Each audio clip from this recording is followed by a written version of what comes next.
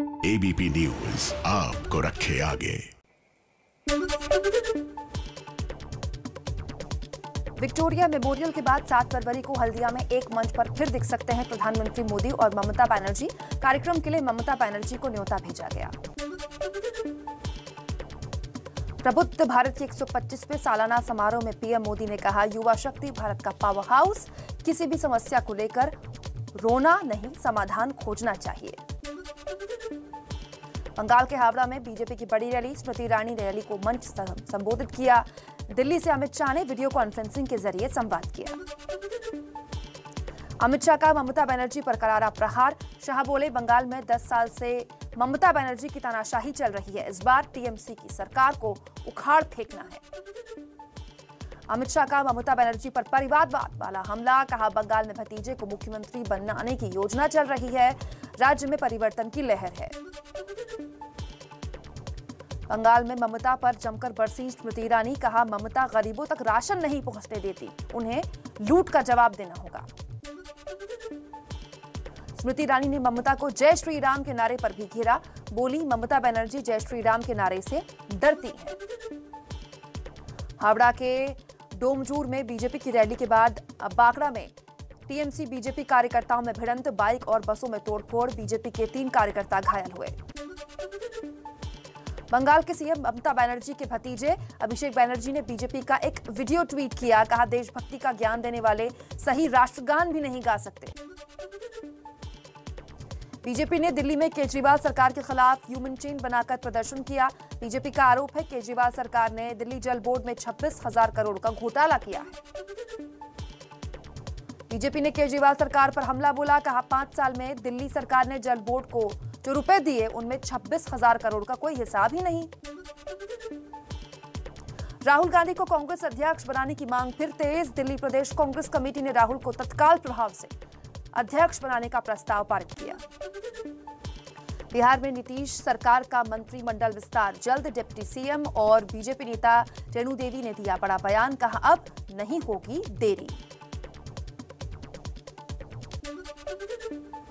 BJP नेता और नवनिर्वाचित एमएलसी शहनवाज हुसैन बोले, मैं किसी भी पद की दौड़ में नहीं, मैं पार्टी का राष्ट्रीय प्रवक्ता हूं, मुझे पार्टी अगर जीवन भर कुछ ना दे तो भी उफ नहीं करूंगा। चलिए कुछ और खबरें देख लेते हैं तेज रफ्तार से। देश में सबको मुफ्त मिल सकती है कोरोना वैक्सीन। एबीपी न्यूज से बातचीत में मुख्य आर्थिक सलाहकार केवी सुब्रमण्यम ने दिए संकेत। बोले, आखिरी फैसला सरकार लेगी।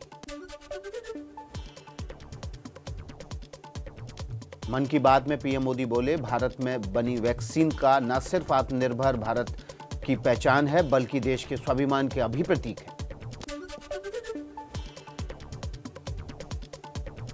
देश के कई राज्यों में आज से खुलेंगे स्कूल। गुजरात में 12वीं के बाद आज से 9वीं और 11वीं के छात्र जा सकेंगे स्कूल। 12वीं के छात्रों के लिए कोचिंग खोलने की अनुमति। हरियाणा में 6ठी से 8वीं तक के सभी स्कूल खुलेंगे। पंजाब में 10 महीनों के बाद प्री प्राइमरी स्कूलों को खोलने की इजाजत। हिमाचल के स्कूलों में भी आज से पढ़ाई लिखाई होगी शुरू। जम्मू कश्मीर में 9वीं से 12वीं तक के लिए खुले हैं स्कूल। कोरोना नियमों का करना होगा पालन। बिहार शिक्षा बोर्ड की आज से शुरू हो रही इंटरमीडिएट की परीक्षाएं। कुल 1473 केंद्रों पर 13,50,000 से ज्यादा परीक्षार्थी होंगे शामिल। मुंबई में आज से सभी के लिए लोकल ट्रेन सेवा शुरू। आम जनता के लिए पिछले साल मार्च से लोकल ट्रेनें बंद थी। दिल्ली धमाके में 3 दिन बाद भी पुलिस के हाथ कोई ठोस सुराग नहीं लगा है। अब इस मामले की जांच एनआईए को सौंपी जा रही है। दिल्ली में इजरायली दूतावास के पास हुए धमाके को लेकर नया खुलासा। सुरक्षा एजेंसियों ने 1.5 महीने पहले ही हमले को लेकर किया था आगाह। बिहार में नीतीश राज में बेखौफ अपराधी। पटना के बाढ़ में बदमाशों ने रेलवे पुलिस के सब इंस्पेक्टर विपिन सिंह को मारी गोली। पीएमसीएच में भर्ती, हालत गंभीर। बिहार के वैशाली में पंचायत चुनाव लड़ने को लेकर पूर्व मुखिया की 2 पत्नियों में विवाद। बेटे ने सौतेली मां को मारी गोली, महिला की हालत गंभीर। राजधानी लखनऊ में पेड़ से लटका व्यापारी अविनीश सिंह का शव मिलने से सनसनी। एक दिन पहले संदिग्ध हालत में लापता हुए थे अविनीश सिंह। यूपी के मुरादाबाद में चर्चित मशरूर हत्याकांड में पुलिस का खुलासा। मशरूर के साले ने सुपारी लेकर कराई थी हत्या। 3 आरोपी गिरफ्तार। दिल्ली पुलिस ने 7 साल से फरार अपराधी राजेश उर्फ दिल को किया गिरफ्तार। 150 से ज्यादा वारदातों में पुलिस को थी तलाश। दिल्ली से सटे गुरुग्राम में पुलिस ने 5-5 हजार के 2 शातिर बदमाशों को अपराधियों को किया गिरफ्तार। नकली पुलिस बनकर करते थे लूटपाट। शुरुआती पूछताछ में करीब 30 वारदातों का खुलासा हुआ। एलन मस्क की कंपनी स्पेस एक्स ने स्टारलिंक प्रोग्राम के लिए 18वें सैटेलाइट को अंतरिक्ष में भेजा। ग्लोबल इंटरनेट सेवा के लिए शुरू की स्टारलिंक प्रोग्राम। सीरिया के अजाज प्रांत में 2 कार बम धमाके, 1 बच्चे समेत 12 लोगों की मौत। अभी तक किसी ने नहीं ली सुसाइड अटैक की जिम्मेदारी। अफ्रीकी देश सोमालिया की राजधानी में सुसाइड अटैक। अल शबाब गुट के विद्रोहियों ने राजधानी मोगादिशु के बड़े होटल में धमाका किया, 3 लोगों की मौत। चीन ने अमेरिका को फिर दी धमकी, कहा ताइवान की आजादी की कोशिश करने का मतलब है चीन के साथ युद्ध। इटली के माउंट एटना में ज्वालामुखी विस्फोट, लोगों को सुरक्षित स्थानों पर ले जाया गया, कोई हताहत नहीं।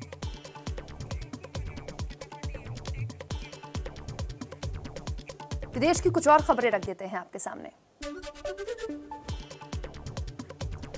अर्जेंटीना के पेटागोनिया में जंगल में लगी आग बेकाबू, 10,000 हेक्टेयर में पेड़ पौधे जलकर खाक।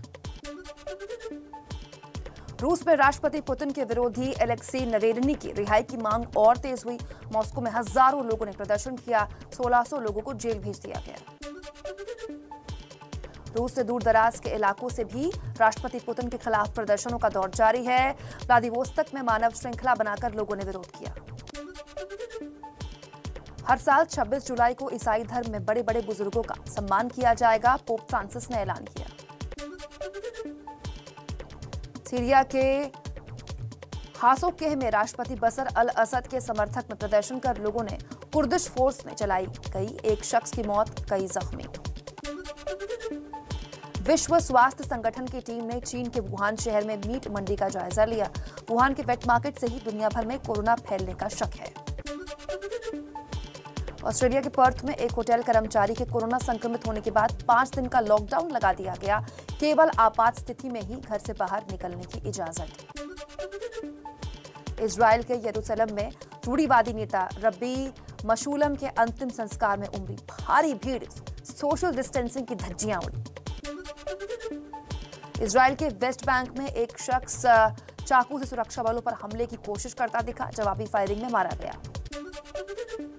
इजराइल प्रधानमंत्री बेंजामिन नेतन्याहू के खिलाफ जोरदार प्रदर्शन, भ्रष्टाचार के आरोप लगने के बाद नेतन्याहू से इस्तीफा मांग रहे हैं लोग। नेपाल में संसद भंग करने के खिलाफ 3 पूर्व प्रधानमंत्री धरने पर बैठ गए।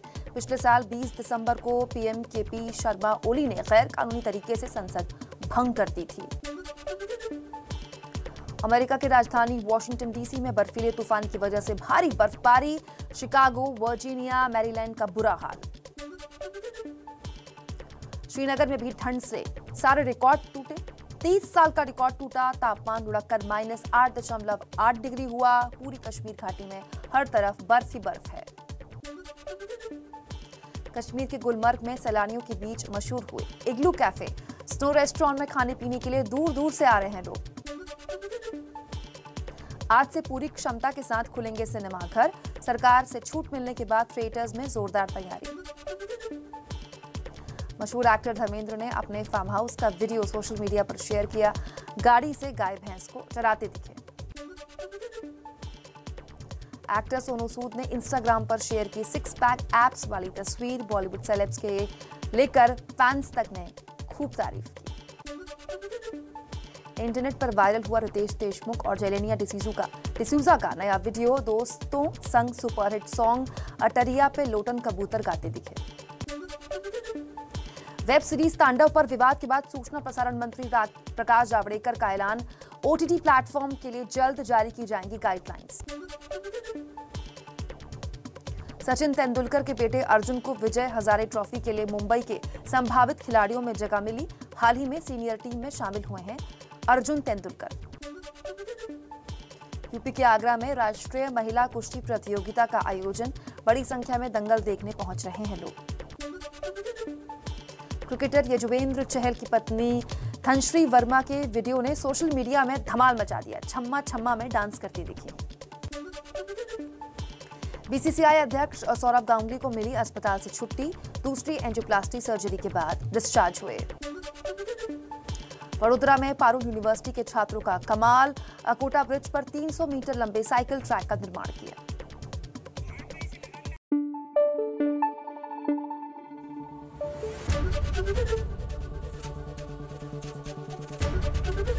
एबीपी न्यूज आपको रखे आगे।